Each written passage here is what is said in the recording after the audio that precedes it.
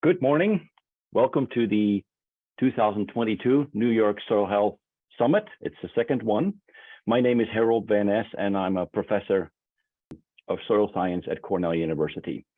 So we have an exciting program for today, and we have over 200 people signed up, most from New York State, but also people from other states who are curious about what we're doing in New York, and also even there's a small international contingent. So the general agenda for today, we will start in a few minutes with presentations from representatives from the government, the legislature, the agencies, and some institutions. Then we will proceed to some research and outreach updates from the Cornell Soil Health team. Then around 10:15, we'll have a 10-minute break. Then we will continue with research updates from colleagues here at Cornell University.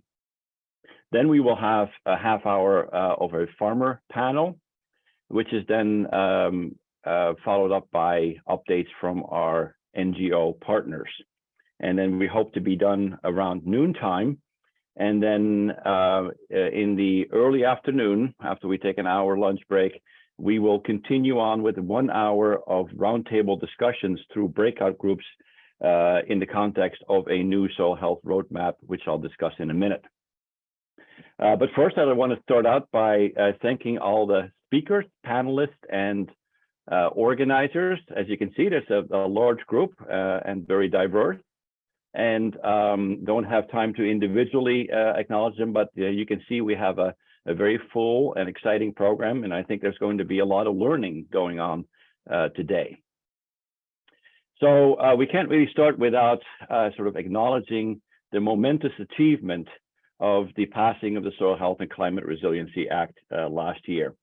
It was really a grassroots effort. It's a very progressive, visionary, and comprehensive piece of legislation involving a lot of organizations, but ultimately championed by the Honorable Donna Lupardo in the Assembly and the Honorable Hinchey in the New York State Senate, and signed by Governor Hochul just about exactly 1 year ago. So you can see the highlights here. It really brings soil health to a higher level, but also puts it in the context of other environmental concerns of these days, notably climate and water.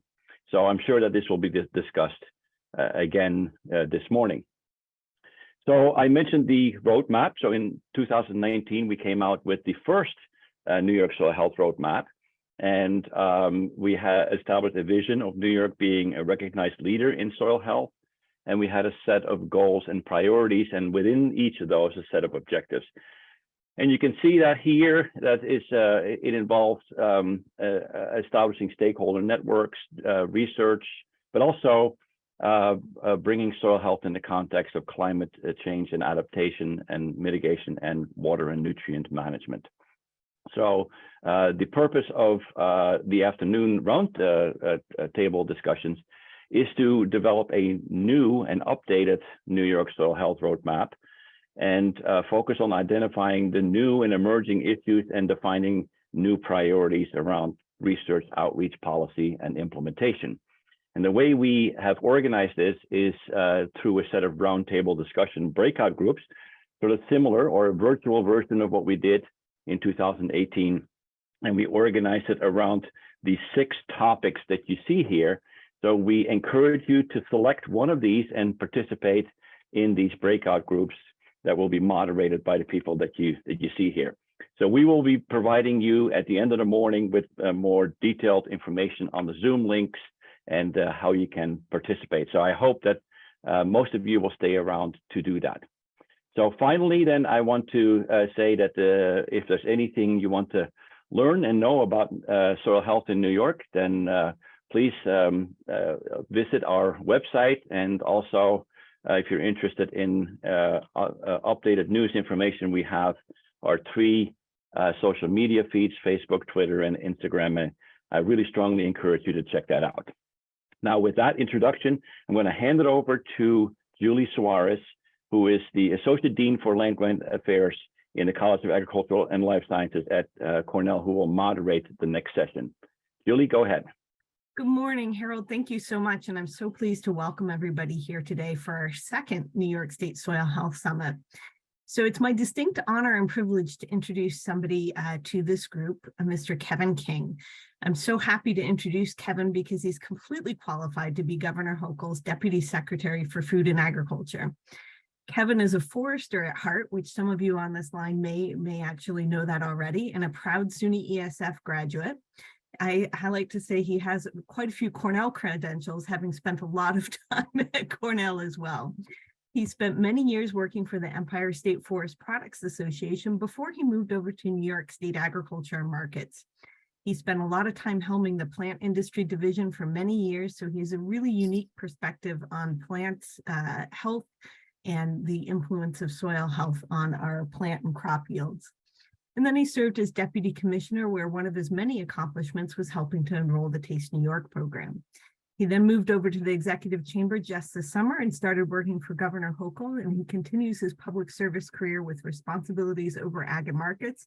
And of course, one of my own personal favorites, the State Liquor Authority and all things related to craft beverage.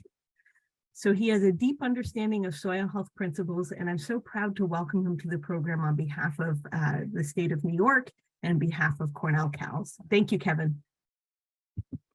Julie, thank you. Really great to be here with a group, and my gosh, I don't know about my qualifications, but Cornell certainly qualified as one of the best land grant universities in the country, and wonderful to have them here in New York and putting on this forum today. Just a couple of thoughts is, thinking about soil health and where we're at with things. We spent the summer getting Governor Hochul and Lieutenant Governor Anthony Delgado out on some farms, had the occasion to get to many corners of the state, the North Country, the Hudson Valley, the Finger Lakes, Western New York, but really making the rounds, getting out on some farms. And certainly one that comes to mind, it was Todd Dumont and the Dumont farm, talking about their cover cropping systems and the tremendous work that he's really doing there. And I know that many others are doing with respect to soil health.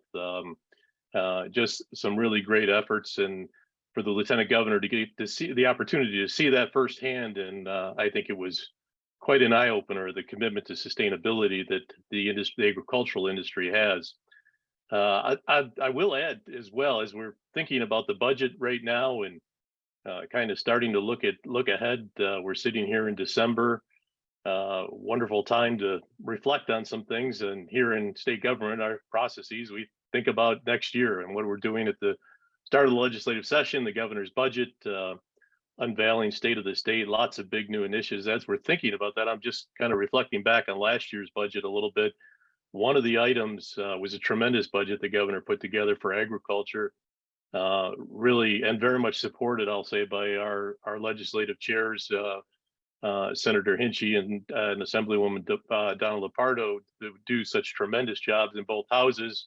But with their support, we also included another $16 million for the climate resilient farming program to really focus, recognizing the importance of this and soil health in terms of our climate challenges and sustainability of agriculture in New York. So really great to be able to continue to make those investments, continue to support the agricultural industry. So I know you've got a long agenda, and we've certainly got some great speakers and much to hear. So with that, Julie, I'll turn it back to you, but great to be with you, and welcome everybody. Kevin, thank you so much for that. As always, we really appreciate your leadership and your excellent hand in all things cows and forestry and farming. So thank you very much. Next up is Assemblymember Donna Lupardo. I'm so pleased from behalf of Cornell Cows to have Donna joining us today. She's the chair of the Assembly Agriculture Committee. Donna actually represents Broome County and has a long time history of working with Cornell Cooperative Extension, establishing a farmers market space and a commercial kitchen area for food and farm entrepreneurs, among many other activities in our community. She took over in 2019 as the chair of the Agriculture Committee and has championed many issues for the farm and food community, particularly in the areas of farmland protection and agricultural economic development. Donna is a longtime supporter of soil health, way before dirt became so incredibly cool in policy circles. She actually sponsored 2 legislative roundtables on the topic, which had never before in my history in Albany been done. She's always understood the connection between appropriate soil care and great tasting New York grown products and environmental conservation. So please join me in welcoming Donna for the group. Donna, I think if you can just unmute and turn your video off, you should be fine. Okay, there we go. Perfect. All good. All right. Thanks, Julie. Thanks for that kind introduction. Well, hello, everyone. I'm absolutely delighted that you asked me to come on to say a few words to open up this important Soil Health Summit. You know, we've been down the road for a number of years together, and, you know, some of my remarks are going to be focused toward people who may be in other states or who are in different counties. The importance of reaching out to legislators and people in policy decision-making roles to try to translate this topic into you know, ways for them to easily grasp it. I remember the most important question that the soil health team asked me when I first came up to Cornell for a tour, and that's how can we become more relevant to conversations about policy and agriculture? How can we have a greater impact on the state budget? What do we need to do to be in the room where decisions are being made? And for a legislator like me, who's committed to solving problems, that is music to my ears. Once I understood the importance of building a culture of soil health across the state, and once I had to admit, and many of my colleagues have also had to admit, that our level of understanding and knowledge of soil is truly based on decades-old theory of dust bowl policy having to do with erosion and water quality, that it was time to not only reimagine soil health, but to integrate this into the larger picture that we were working on for the climate resiliency, overall climate plan for the state. So by holding roundtables, bringing people together, very proud of the fact that working with my colleagues on both sides of the aisle, we were able to change the framework, that old Dust Bowl era framework that had governed soil conservation district law for so many years. And as Kevin King just mentioned earlier, made substantial difference in the law, but also in terms of the budget commitment. Very, very excited that the governor put substantial millions of dollars into this program, climate resilient farming, $16 million. I'm hopeful, given his comments, that we'll be seeing a similar commitment this time.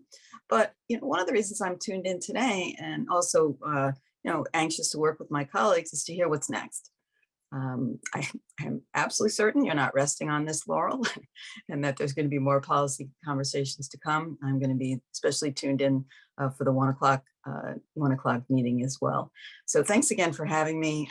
I look forward to the ongoing partnership, learning from all of you, doing my part. I am certainly no expert on this topic, but I do know how to get legislation done when the goal is as laudable as this has been. So thanks again, and look forward to your ongoing partnership. Donna, thank you again. We always appreciate your leadership, and I particularly appreciate your phrase, the culture of soil health care and quality. Not my phrase. Not so my important. Elizabeth Henderson's phrase. I appreciate your carrying it forward. So thank you, Donna. Our next guest speaker is Assemblyman Chris Tague, and I'm so pleased that Mr. Tague is able to join us today. He is the ranker on the Assembly Agriculture Committee. He hails from Schoharie County, New York, and has been an incredibly strong supporter of the farm community, starting an annual trip along with Senator Barella to bridge the urban-rural divide by bringing his colleagues from primarily New York City districts to visit the farms upstate, and of course, to visit the wonderful soils that we have. Assemblymember Tague has long known that Schoharie County was once considered the breadbasket of the revolution, in large part because of its wonderful soils. While I'm not getting into an argument about which soils in New York State are the best, I do know that the Assemblymember has strong feelings about the interrelationship between Schoharie soils and the wonderful farm products that he represents. So please welcome Mr. Assemblyman Chris Tague to the group. And Chris, you have, there you go. Thank you so much. You've unmuted and turned on your video. Thank you and welcome. Well, thank you so much, Julie. I appreciate all the work that you and Cornell do, and it's a real honor to be here this morning. And a shout out to my colleague and Chairwoman Lupardo. It's always an honor and pleasure working together with her to make agriculture #1 in the United States. So it's also great to have the opportunity to work alongside the team here at Cornell and to be able to talk about the importance of healthy and sustainable soils. Healthy soil is the foundation of productive, sustainable agriculture. Managing for soil health allows producers to work with the land, not against, and to reduce erosion, maximize water infiltration, improve nutrient cycling, save money on inputs, and ultimately improve the resiliency of their working land. Without improving the soil quality, we don't have what makes up a properly functioning diet. Quality soil gives us clean air and water, bountiful crops and forests, productive grazing lands, diverse wildlife, and of course, here in New York, what we're used to, very beautiful landscapes. The Cornell soil team has continued its great work in helping farmers maximize their crop outputs by managing the overall health and well-being of the soil composition. I know that they will push forward in making great strides for not only the farmers of this great state, but for our entire country. And I want to just throw a little caution to the wind as we move forward with these programs. It is very, very important that we remember our generational family farms. And that when we talk of programs like this, without educating and illustrating these programs properly so they can understand it, then we do a disservice. So as we move forward, I'm going to ask my fellow members of the Assembly that in the budget, that there be funding for education and illustration to our generational family farms so we can get them on board with these types of programs. That's my biggest fear. Is losing those family farms. When they see programs like this, they get nervous. They think it's going to cost them money. Sometimes words can scare people. So I think it's important, again, that we educate, illustrate, give these folks that are longtime generational family farms the opportunity to continue on and make sure they understand that in the long run, this is going to save them money and it's going to make a better product. So with that, Julie, I want to say thank you for having me this morning. I also want to give a shout out to my partner in the state Senate, Senator Borrello, who unfortunately couldn't make this morning's meeting, had another commitment, but together he and I work hand in hand with Assemblywoman Lupardo and Senator Hinchey, and we're looking forward to a very good session coming up this January and doing everything we can. And again, the folks at Cornell, we appreciate everything you do. Thank you. Thank you so much for having me. Chris, thanks so much for taking time out of your busy day. And as always, I appreciate your insightful leadership and your voice for being a real advocate for our family farmers. So with that, I'm going to turn it over to our next speaker. I'm really happy to introduce Senator Michelle Hinchey, who's the Senate Agriculture Committee Chair. The senator is from the Hudson Valley, and in her 2 short years as the Senate Ag Committee Chair has been engaged in a variety of different legislative issues, including the development of the Soil Health and Resiliency Act, which of course Harold started us out with talking about, along with Assembly Ag Chair Donna Lupardo.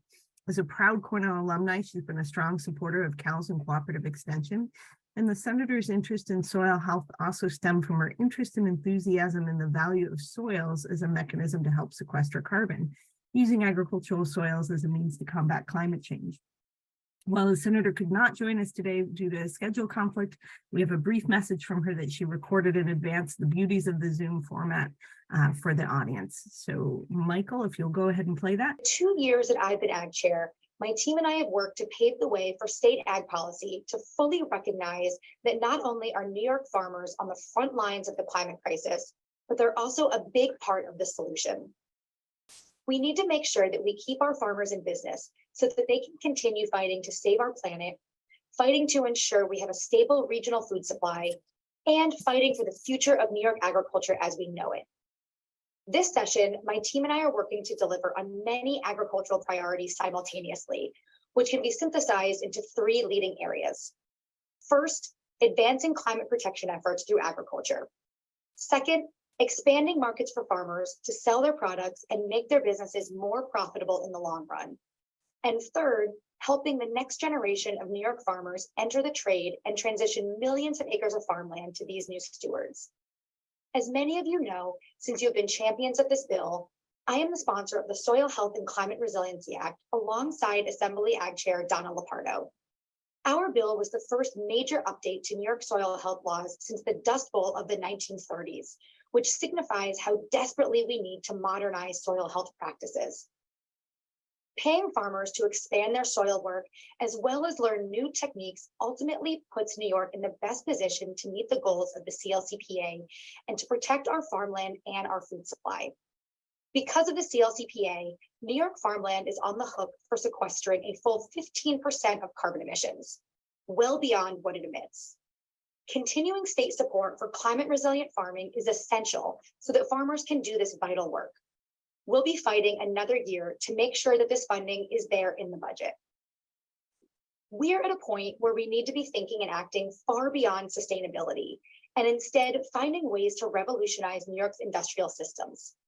In that vein, we have a tremendous opportunity to make New York a leader in industrial hemp production, which is a winning strategy for protecting our environment, boosting our state and rural economies, and creating new markets for farmers to diversify into. Hemp can help us remove plastics from our world and create carbon negative products, such as clothing, even car dashboards, and building materials like hempcrete. I've written several bills to support this transition, including my bill requiring the use of biodegradable hemp packaging for cannabis products. This bill is meant to kickstart a bigger, broader development effort that ushers in a new era of manufacturing power, product creation, and rural economic development. Jumpstarting the hemp industry in New York is something I'm incredibly passionate about and proud to lead. I want this to become a rural-led industry, one that works locally and puts our farms in better financial standing. But it's incredibly expensive to get started, and government should put a little skin in the game to say that we believe in this industry, we are with you in this, and we want to make it viable.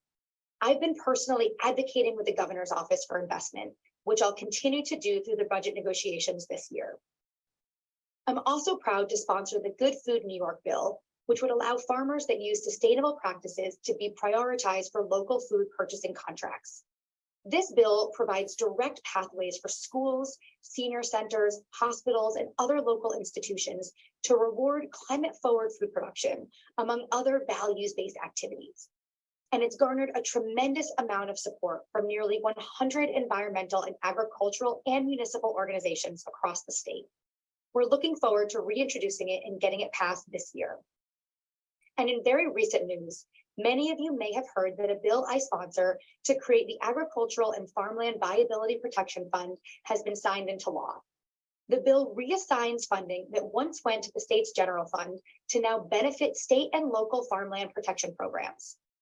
Previously, all solar projects receiving funding through NYSERDA's New York Sun Incentive Program that site projects on active farmland have to pay a penalty.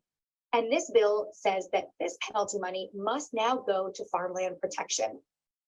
We all agree that renewable energy generation is paramount, but we must recognize and incentivize smart development without removing our finite agricultural resources. These are not antithetical goals. And so a big push for my office this year will be passing several pieces of legislation to make sure we keep farms in business while being smart and strategic about solar development that doesn't eat up New York's prime food growing soils. A key component to protecting New York's farmland is making sure that we have done our part to help the next generation of farmers access land, receive guidance, and successfully enter the industry. My bill to deliver student debt relief to young farmers was recently signed into law, allowing more people who want to start a farm business to be in the best financial position to do so.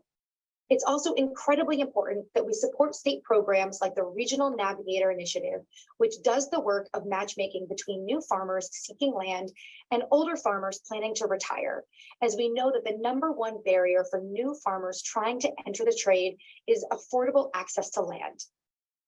I'm always proud to support the expansion of this model, and it remains my priority to continue its growth. These legislative and funding initiatives are just the beginning and only scratch the surface of what my team and I are working on. We know that due to the ongoing climate crisis, New York State is set to become the breadbasket of the country once again, making the production of our farmland and our farm businesses paramount for the future. I appreciate this opportunity to tell you about some of our agricultural priorities for 2023 and what we're fighting to strengthen New York's agricultural sector for the long term. Thank you for all the work that you do, and have a great summit. Great, thanks so much, and appreciate the Senator for coming on and joining us via video message. And I also did want to acknowledge, as Chris Tague indicated, saying that Senator Borrello could not make it today due to schedule conflict, but he passed along his best wishes as well. So thank you. I did want to say that the summit wouldn't be possible without the incredible partnership between NRCS and New York State Ag and Markets, and particularly the New York State Soil and Water Conservation Committee, as well as our County Soil and Water Conservation District partners. So Cornell may be hosting this network and serving as a convener, but good soil health starts with partnerships. And I couldn't be more pleased that we'll now be hearing from two critically important agencies when it comes to soil health.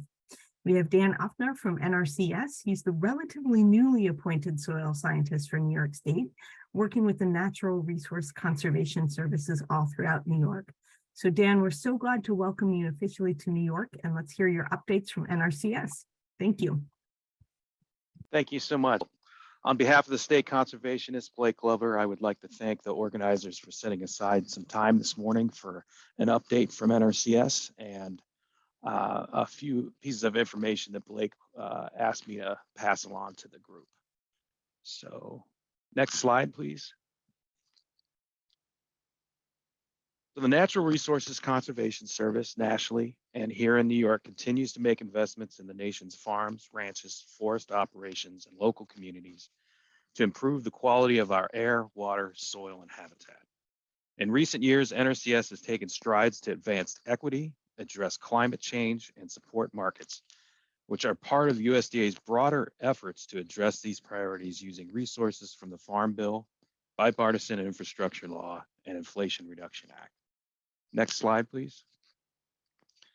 As part of the agency's priority in supporting urban agriculture, innovative production, and advancing equity, NRCS is standing up several urban conservation offices across the country, one of which will be located in New York City.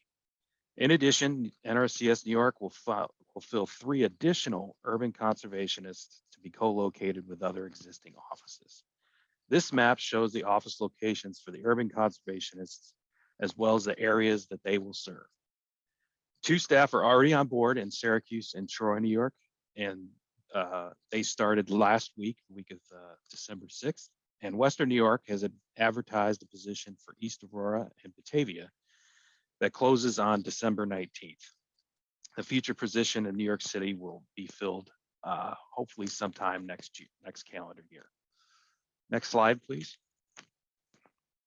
As part of USDA's priorities to address climate, on September 14th, 2022, Secretary Vilsack announced USDA is investing up to $2.8 billion in 70 selected projects under the first pool of the Partnerships for Climate Smart Commodities funding opportunity. Those projects listed here are just a few from the first funding pool that will impact New York. One such project is the Climate Smart Farms and Forests project with New York State Department of Environmental Conservation as the lead partner. An additional 71 projects will be funded in the second funding pool, which was announced just yesterday, bringing the USDA's total investment to more than $3.1 billion for 141 projects that will create market opportunities for American commodities produced using climate smart production practices. Next slide, please. Other important funding that will be available in the coming years are tied to the Inflation Reduction Act of 2022. NRCS will receive considerable additional program funds, which include nearly doubling EQIP funds for fiscal years 25 and 26. The Environmental Quality Incentives Program funds many of our soil health related practices. This slide shows the breakdown of funding amounts by program and fiscal year. Funds are national and are above and beyond the funds from a typical farm bill. All IRA funds need to be obligated and spent by September 30th, 2031. Next slide, please. To sum up, NRCS nationally and on a state level through our local field offices, the Soil Health Division and Soil and Plant Science Division continues to support soil health practice implementation and technical support to partners, the public, on the importance of the soil as a resource. NRCS is committed and supportive of integrating soil health management system planning and implementation into NRCS conservation programs and service delivery.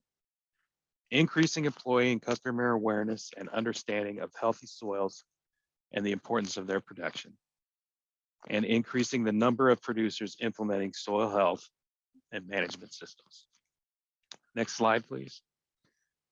Again, thank you for your time today, and NRCS is very supportive of the group's effort and want to be good partners with this group moving forward. I just put this slide up because just for your information, NRCS recently updated websites agency-wide. So feel free to contact myself or your local field office for any information that you're trying to find. With that, thank you very much, and I appreciate all the time today. Dan, thank you so much for your partnership and for attending today, and really looking forward to continuing to work with you over the coming years. So next up, you could not have segued better to our next speaker. We have Jennifer Clifford, who is with the New York State Department of Agricultural Markets, and specifically with the New York State Soil and Water Conservation Committee statewide team. Jennifer is also an incredible partner and with both county soil and water conservation districts and our county cooperative extension partners throughout the state. And I'm really pleased to share, and this is why it was a great segue from Dan's remarks, that Jennifer was one of our leaders in helping to coalesce and collaborate with the state of New York, SUNY ESF, and Cornell CALS in attracting that USDA Climate Smart Partnerships grant proposal to New York, which we're all really excited about bringing those resources and dollars into the farm community. So welcome, Jennifer, and I'll turn it over to you. Thanks, Julie. And thank you to all of our partners here today and everyone on the Cornell Soil Health team for having me speak today. I'm excited to talk about the climate initiatives that we have going on at the Department of Agriculture and Markets and the Soil and Water Conservation Committee. And Julie is absolutely right. I've been teed up very well. A lot of the stuff I'm going to touch on has been mentioned already this morning. Next slide, please.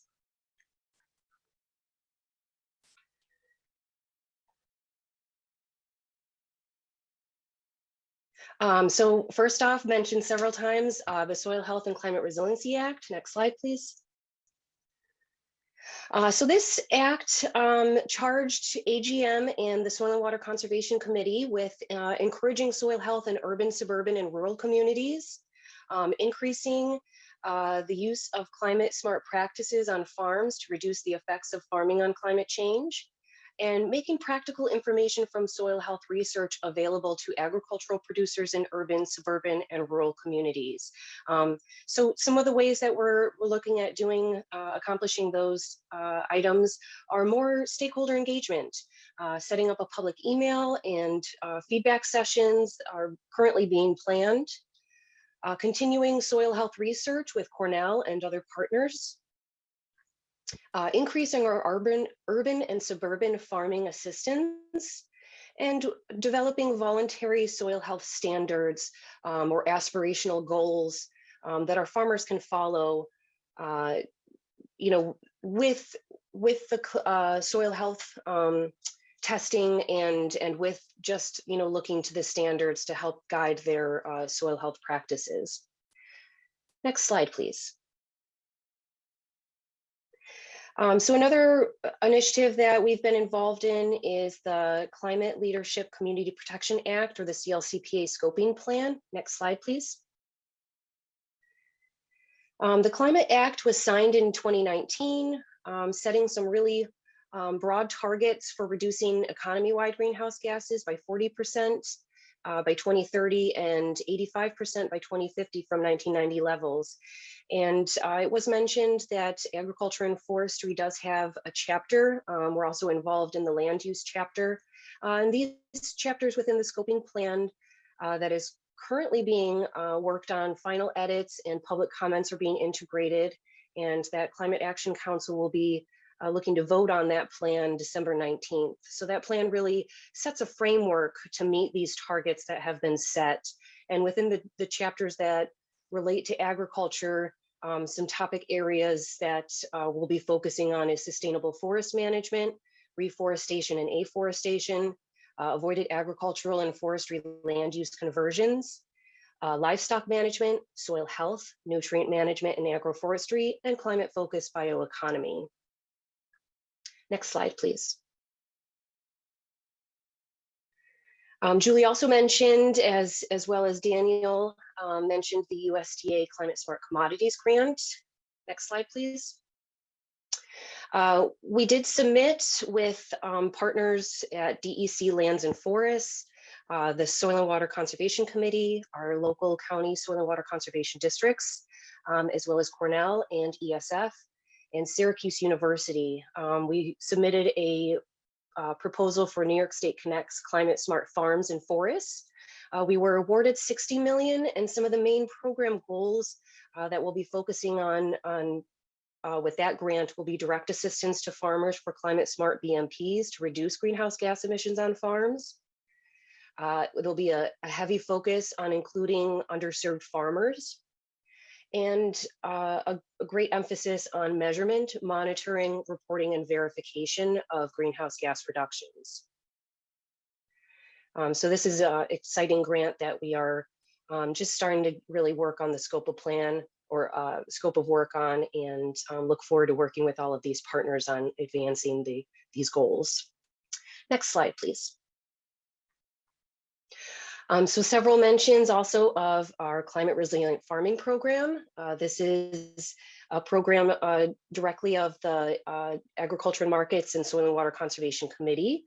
And this last state fiscal year, we were provided $16 million in the budget, and I have some updates on the status of that program for you now. Next slide, please.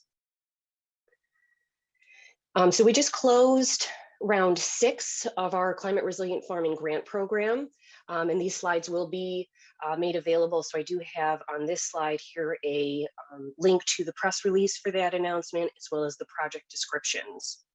We received 69 applications for this round 6, and 13 million requested in funding. We were able to award $8,407,207 to projects within round 6. And within those projects that were awarded, we were able to see 21 new participants awarded funding. So that's 21 landowners that have not been involved in either our climate resilient farming or our agricultural non-point source grant programs. So they're new participants to our grant programs. Also within those awarded projects will be just over 18,000 acres of cover crops will be implemented. 29 acres of riparian buffers will be implemented.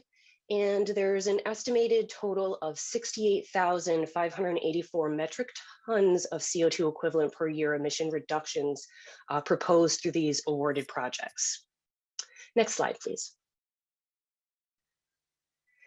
So there was mention of the latest EPF state fiscal year. We were, the CRF line item was at 16 million, and we are proposing to come out with round 7 in January to close sometime in June, proposed close date, with 3 tracks of available funding. Track 1, livestock management, alternative waste management, and precision feed. Track 2, adaptation and resiliency. And track 3, healthy soils and why. So this will follow the format that we had for round 6. And we look forward to receiving lots of applications under round 7 once it opens, sometime proposed in January. Next slide, please. Next slide, please. Thank you. So beyond round 7, looking forward, some things that we want to do under the Climate Resilient Farming Program are development of some carbon farm plans. This would be cost share funding available for planning efforts on farms to focus on how they can reduce greenhouse gases on farm as well as increase their resiliency. Increased funding through potential future rounds in connection with our Climate Smart Commodities grant through USDA. As well as increased use of adaptive management and digital technology tools and development of quantification tools to really strengthen that quantification piece of reducing greenhouse gases on farm to really tell how we're meeting up. And then more support for urban and underserved farmers. This will be important to future rounds as we want to, under the Climate Resilient Farming Program, hit all farms across the state as climate change impacts all farms, regardless of size or commodity. Next slide, please. So I'm happy to have been able to discuss today, and feel free to reach out with any questions, and hope to get a lot out of today's discussion. So thank you very much. Jennifer, thank you. As always, really appreciate the partnership with New York State Ag and Markets and the New York State Soil and Water Conservation Districts Committee, and thanks for presenting such great work. I keep getting a question in the chat box about whether or not the slides will be available, and Joseph has already indicated, but we'll make sure that I restate this. We'll be happy to send all the slides out from the presenters as a follow-up. So now what I promise I think will be the last time you'll hear from me. I simply wanted to say a few words of welcome on behalf of Cornell's College of Agriculture and Life Sciences. Cornell Cows is really pleased to have the incredible privilege, and we recognize it as such, of being New York State's land grant partner for just over 150 years. With that record of service comes a deep understanding of the need for innovation, the need to keep pace with the changing understanding of our world around us, and that certainly includes our soils, which are still an area ripe for scientific knowledge and understanding, and the need to center farmer economics and food security for citizens of our state and beyond, and all the work that the college's faculty and extension teams do. Soil science is fundamental to the science of how we grow food and how we adapt to a changing climate in our world around us. And when we think of agriculture's potential in this state, as several of the speakers have alluded to, not only are we blessed with water at a time of increasing challenge, despite the current snow apocalypse hitting the West right now, we also have an incredible potential to use our soils in a way that helps adapt to climate change and improves resiliency and helps mitigate and sink inorganic and organic carbon. It's going to take science to prove and measure and develop new techniques, and it's especially going to take the partnership that we see building today. And in the continued work of the New York State Soil Health Program led by Harold, Joseph, Debbie, and Michael, along with everybody's incredible support in this community of practitioners that is building, most especially our farm families, and striving for continual knowledge and improvements in soil health and sustainability. So thank you and welcome, and I'm really gratified to be able to turn this part of the program now back over to the incredible, outstanding leadership of Dr. Harold Van Ness and his team, and really welcome and appreciate again the ability to be here today and to participate in this wonderful building network. Thank you.